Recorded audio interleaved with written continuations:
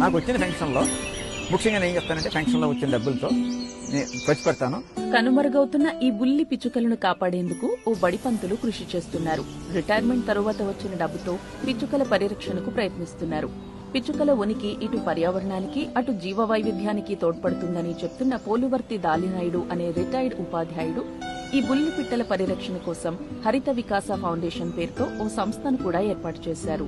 ముఖ్యంగా మన ఉద్దేశం ఏంటంటే గ్రామీణ ప్రాంతాల్లో ఇప్పుడు కుంచెలు కట్టే పద్ధతి పూర్తిగా పోయిందండి, మర్చిపోయారు జనాందరూ కూడా.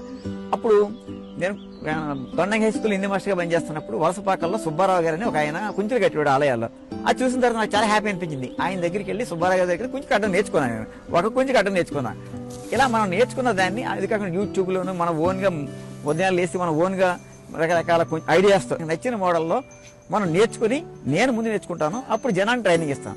ట్రైనింగ్ ఇస్తే ప్రతి చోట ట్రైనింగ్ ఇస్తే మనకే బర్డెన్ తగ్గుతుందండి. ఎలా అంటే ఈ కుంచులు కట్టడం జనబహుళకి వెళ్ళిపోయింది అనుకోండి. వెళ్ళిపోయినప్పుడు అప్పుడు పిచ్చుకల సంతతి ఇంకా పెరుగుతుంది.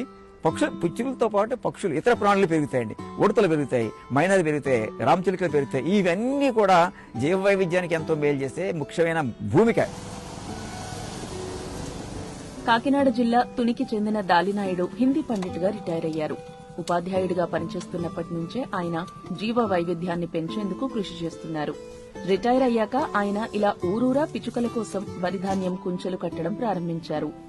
కొన్నేళ్లుగా ఈ కుంచెలు కట్టేందుకు వివిధ గ్రామాల్లో ఆయన చేసిన ప్రచారంతో చాలా మంది సామాన్యులు కూడా ఇళ్లు, గుడులు ఇలా అన్ని చోట్ల ఈ కుంచెలను కట్టడం ప్రారంభించారు. నేను ఇంచుమించులో 9 రకాల మోడల్స్ నేర్చుకున్నాను. నేను నేర్చుకుని కొలిమేరు గ్రామంలో 12 మందికి లాస్ట్ ఇయర్ 12 మంది ట్రైనింగ్ ఇచ్చాను. వాళ్ళని చూసి ఇంకొక 8 మంది మోటివేట్ అయ్యారు.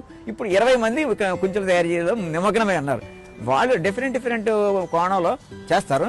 నేను కొని ఆ ఎకరం చేనులో కుంచెలు కట్టించి ఏరించి వెనిలేరించి కుంచెలు కట్టించి మనం ఒక కుంచెకి ఇంత రేట్ ఇస్తాం. అది ఒక నెల అంతా కలిపితే నెల రోజులు చేస్తారు వాళ్ళు. ఇలా పక్షులకు ఆహారం అందించే లక్ష్యంతో దాలినాయుడు స్వయంగా ఒక ఎకరం పొలంలో వరి పండిస్తున్నారు. ఈ పంటను కేవలం ధాన్యం కుంచెలు కట్టేందుకు వినియోగిస్తున్నట్లు చెబుతున్నారు. ఈ కుంచెలు కట్టేందుకు తోడ్పడిన వారికి కొంత మొత్తం పారితోషికంగా చెల్లిస్తున్నారు. ఈ పంట సాగు కోసం ఏటా ₹1,00,000 వరకు ఖర్చవుతోందని, ఇదంతా పిచ్చుకలను కాపాడేందుకే చేస్తున్నామని అంటున్నారు దాలినాయుడు. బాల్యంలో ప్రతి రామాలయాల్లో కూడా ధాన్యం కుంచెలు వేలాడదీసి పిచ్చుకలు రక్షించేవారు. తద్వారా జీవ వైవిధ్యం తొలగిస్తాడు. ఎక్కడ చూసినా పిచ్చుకలు కానీ మిగతా పక్షులు అన్నీ ఉండే, లక్షల్లో పక్షులు ఉండేయండి. జొనచేలు సజ్జలు ఇవన్నీ ఉండే అనమాట. అవి ఎన్నో తాడి చెట్లు ఉండి చుట్టూను అవన్నీ కూడా ఎన్నో పక్షులు ఆవాసం ఉండి మన జీవ వైవిధ్యం పెంపొందించడానికి చాలా బాగుపోకూడదు. పంటలు బాగా పండేవి. పక్షులు ఏమి చేసేవంటే అప్పుడు పిచ్చుకలు ఇతర పక్షులు ఏం చేసేవంటే ఈ పంటల మీద ఉన్న చీడపీడలు తినేసి అవి వేసిన రెట్ల వల్ల భూమి సూక్ష్మ పోషకాలు పెరిగాయి అనమాట. అప్పుడు పంట తొలగకపోయినా సహజసిద్ధంగా పంటలు పండేవి.